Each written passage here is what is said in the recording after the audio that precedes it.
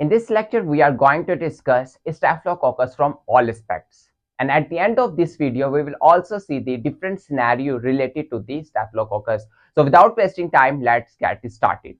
First of all, we will look at the properties of the Staphylococcus bacteria. They are gram-positive, means that they will turn purple in color when they pass through the gram staining procedure. They are actually present in the cluster form and they are cocci in shape.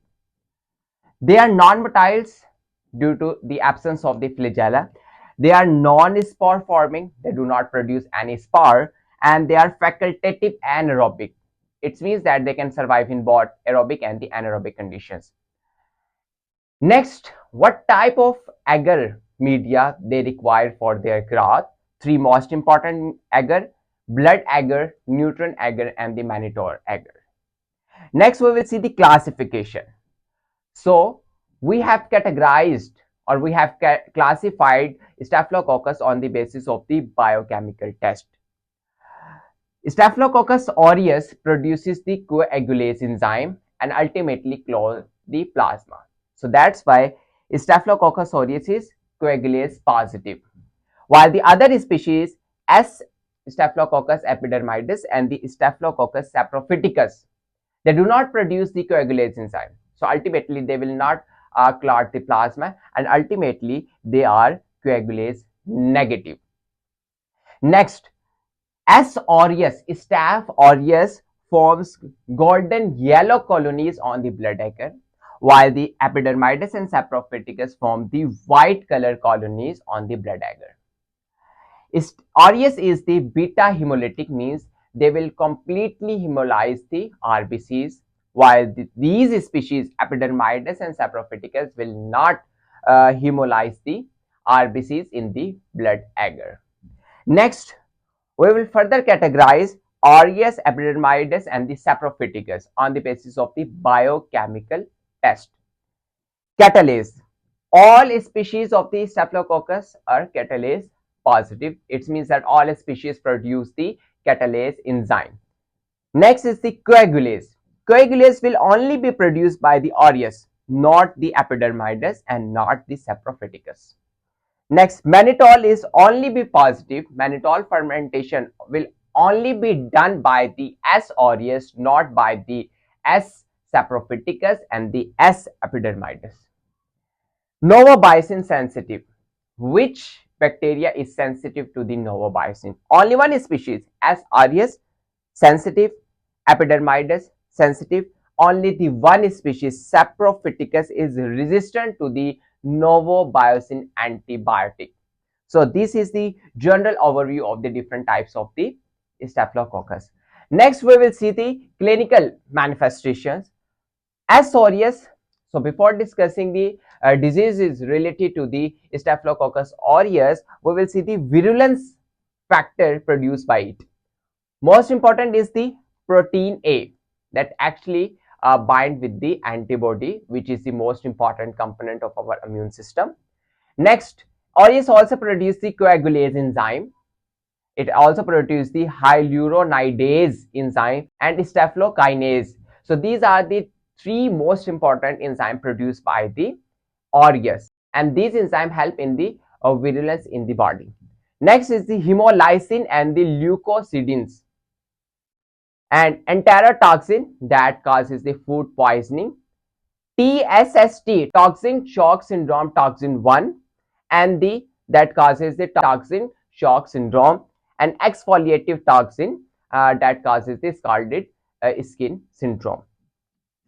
Next, you will see the diseases. First is the skin that causes the cellulitis, and it can also cause the folliculitis, hair follicles, infections in the hair follicles.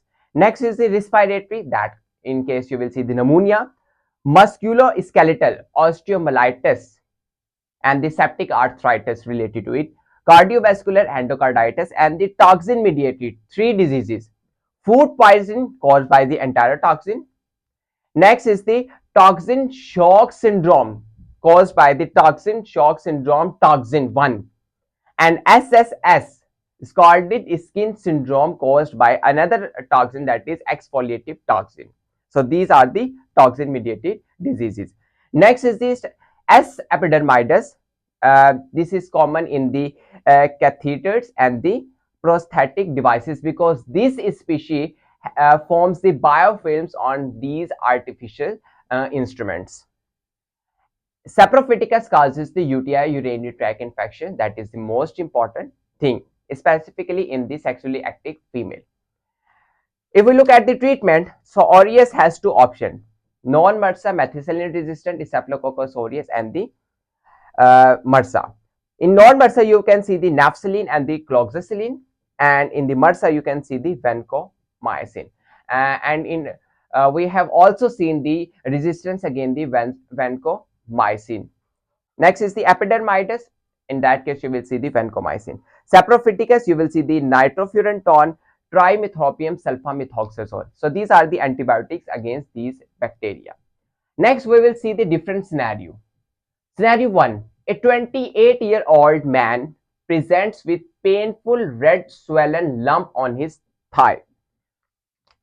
Painful red swollen lump on thigh. This is the one thing. On examination, it appears to be a furuncle boils with central pus formation. You will also see the boils, and at the center you will see the pus formation. Gram staining from pus shows gram positive cocci. This is the one thing. And culture grows beta hemolytic yellow colonies on blood agar and coagulase positive. So this is, we have to be specified in the staphylococcus. So gram positive cocci, it can be both species, coagulase positive and the coagulase negative. Next, beta hemolysis shows it goes towards the aureus. And again, yellow colonies also confirm it is aureus.